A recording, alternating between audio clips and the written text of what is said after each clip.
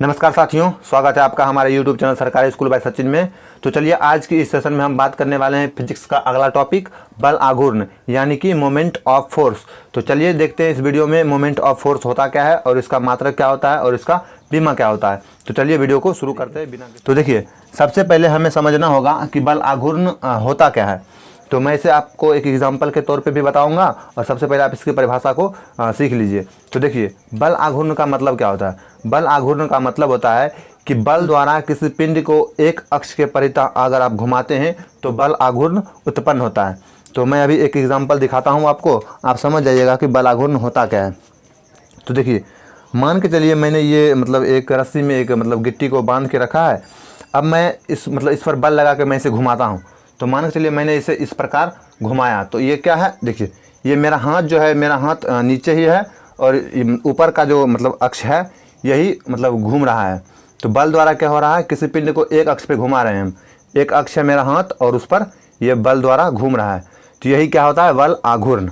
अब देखिए, मैं इसका फिगर भी क्रिएट करता हूँ, उसके बाद आप अच्छे से समझ जाइएगा। तो मैंने क्या किया, मान चलिए इसमें एक कुछ गिट्टी बना हुआ है इसमें और ये इस प्रकार घूम रहा है। तो अब क्या था, रस्सी से सभी जगह समान दूरी थी। रस्सी से क्या था, सभी जगह समान दूरी थी। अब देखिए इन दोनों के बीच कुछ दूरी होगी तो ये कहलाता है आघूर्ण भुजा। क्या कहलाता है, आघूर्ण भुजा, क्योंकि यही भुजा इसी भुजा पे घूम रही थी, इतने दूरी पे। अब ये क्या था, एक अक्ष फिक्स था, ये मेरा हाथ फिक्स था और उस पर इसके परितः मैं उसे घुमा रहा था। तो यही क्या कहलाता है, बल आघूर्ण, यानी कि बल आघूर्ण ऐसे ही उत्पन्न होता है। तो इसका परिभाषा क्या बन जाएगा कि बल द्वारा किसी पिंड को, बल द्वारा किसी पिंड को एक अक्ष के परितः घुमाने पर बल आघूर्ण उत्पन्न होता है।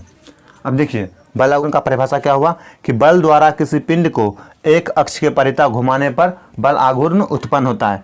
तो अब सीखते हैं इससे इसका फॉर्मूला कैसे बनता है। तो देखिए क्या होगा, बल आघूर्ण यानी कि बल आघूर्ण इज इक्वल टू क्या था, बल द्वारा यानी कि बल इंटू आघूर्ण भुजा, यानी कि बल आघूर्ण बराबर क्या होगा, बल इंटू आघूर्ण भुजा। तो अब इससे ये हुआ इसका फॉर्मूला।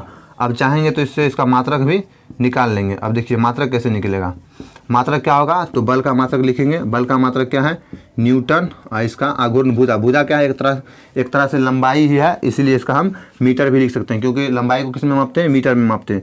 इसका मीटर भी लिख सकते हैं। ये भी हो सकता है, अगर आप चाहें तो इसे दूसरे में भी कन्वर्ट कर सकते हैं। न्यूटन का क्या होता है, केजी मीटर प्रति सेकेंड स्क्वायर, और फिर मीटर का मीटर ही हो जाएगा। तो क्या बन जाएगा इससे, केजी मीटर गुना मीटर, यानी कि मीटर स्क्वायर प्रति सेकेंड स्क्वायर। आप चाहे तो इसे इस प्रकार भी लिख सकते हैं, केजी मीटर स्क्वायर प्रति सेकेंड स्क्वायर, या इस प्रकार भी लिख सकते हैं, केजी मीटर स्क्वायर सेकेंड की घात -2।